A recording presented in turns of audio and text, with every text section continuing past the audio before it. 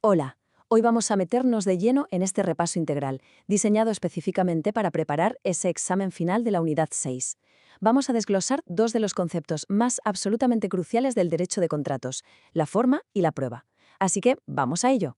Dominar estos conceptos va mucho más allá de simplemente memorizar un par de artículos del código.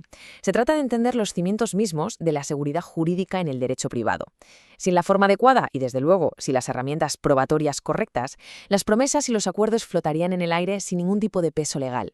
Serían literalmente palabras que se lleva el viento. Aquí tenemos nuestra hoja de ruta de hoy.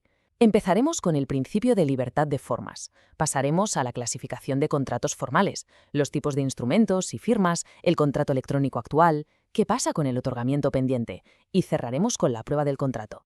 Punto 1. El principio de libertad de formas. Es súper común confundir estos dos términos en los exámenes, así que vamos a separarlos bien desde el principio. La forma, en su sentido más amplio, es básicamente el molde o el contenedor de la voluntad. Es ese medio a través del cual el deseo interno se hace visible para los demás.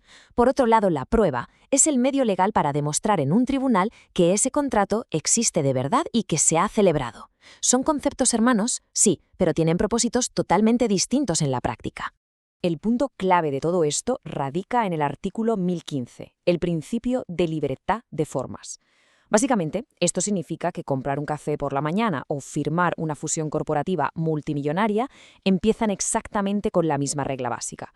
Podemos elegir la forma del contrato, ya sea verbal o escrita, a menos, claro, que el legislador haya decidido intervenir y exigir una en concreto. Pasamos al punto 2 y la clasificación de contratos formales.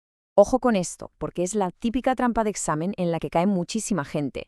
Tenemos dos categorías súper claras. Por un lado, los contratos formales solemnes absolutos, como donar un inmueble, que mueren al instante sin la forma correcta. Si no se cumple el requisito, la sanción es la nulidad absoluta. Se acabó. Por el contrario, los contratos formales solemnes relativos sobreviven a esa falta de forma inicial. El contrato no es nulo, sino que vale como una obligación en la que las partes se comprometen a cumplir con esa formalidad más adelante.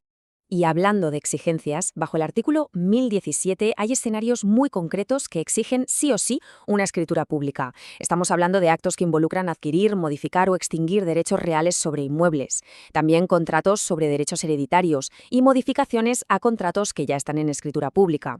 Pero cuidado con la gran excepción. Las subastas públicas o administrativas no necesitan de escritura para ser plenamente válidas. Tercer punto. Tipos de instrumentos y firmas. Vamos a analizar el espectro probatorio, yendo de menor a mayor exigencia. En la base del todo, un instrumento particular no firmado. Puede ser un simple ticket impreso del aparcamiento o el billete de autobús. Ahora, si a ese documento le añadimos una firma, sube de categoría y se convierte automáticamente en un instrumento privado. Y si ya le sumamos la intervención de un notario u oficial público con sus propias firmas y dentro de sus atribuciones, llegamos al nivel superior absoluto, el instrumento público. Pero claro, hablamos mucho de firmas, pero ¿qué es exactamente una firma para el derecho? El artículo 288 lo define de una forma muy práctica. Es la marca que prueba la autoría de esa declaración de voluntad. La ley reconoce que puede ser tu nombre completo o incluso un simple signo. Lo verdaderamente importante es que es el elemento indispensable que eleva un instrumento particular a la categoría de instrumento privado. Vamos con el punto 4, el contrato electrónico actual. Aquí surge una pregunta muy del día a día y que resulta fascinante. ¿Puede un simple mensaje de WhatsApp o un correo electrónico ser considerado un contrato totalmente válido? La respuesta es un rotundo sí.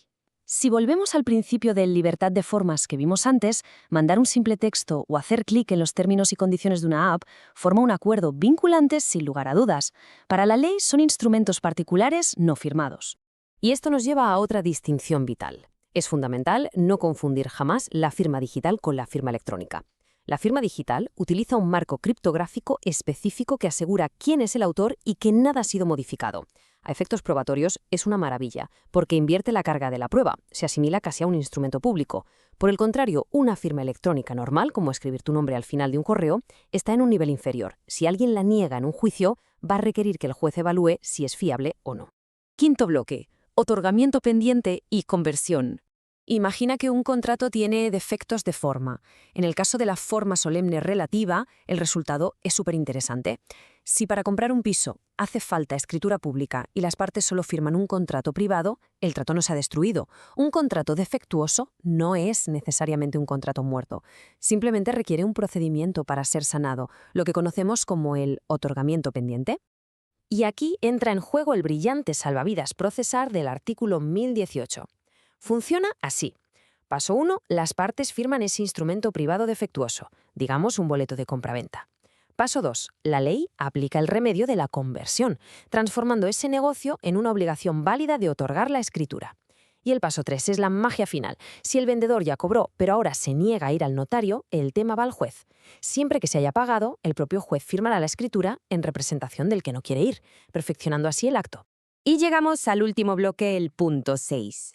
La prueba del contrato. Los artículos 1019 y 1020 nos marcan las reglas del juego en los tribunales. La regla general vuelve a ser amplia. Los contratos se pueden probar por cualquier medio apto, incluso llevando testigos. Pero hay un límite enorme. Si estamos ante contratos formales, la ley exige imperativamente lo que llama un principio de prueba por escrito. Básicamente, si no puedes presentar al menos un recibo, un triste correo o algún rastro que haga verosímil el acuerdo, olvídate. La prueba de los testigos por sí sola no va a ser admitida por el juez. Para ir cerrando este repaso, que nos ha llevado desde los antiguos principios romanos hasta los clics en nuestras pantallas de hoy, vale la pena plantearse algo hacia el futuro. A medida que la inteligencia artificial toma un rol más activo y empieza a negociar acuerdos digitales por su cuenta, surge una duda increíble. ¿Llegará el momento en que el concepto jurídico tradicional de la firma humana se quede completamente obsoleto?